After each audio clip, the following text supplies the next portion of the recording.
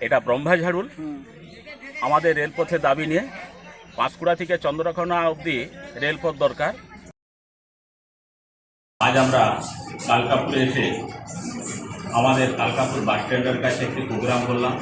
প্রোগ্রামে আমাদের বহু সংখ্যায় মানুষ এখানে উপস্থিত ছিলেন এবং রেলপথ দাবি নিয়ে প্রত্যেকেরই আশাবাদী যে আমরা আগামী দিন রেলপথ পাব। পাঁশকুড়া থেকে চন্দ্রকোনা অবধি রেলপথের দাবি নিয়ে আমরা বেশ কিছু মানুষ এখানে উপস্থিত হয়েছিলাম।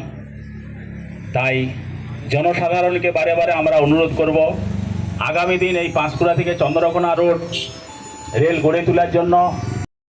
যে আমাদের এই রেলপথ নিয়ে আমরা বহুদিন বহু জায়গায় আমরা সভা করে চলি, সেইভাবেই আজকেও এখানে এসে পৌঁছেছি।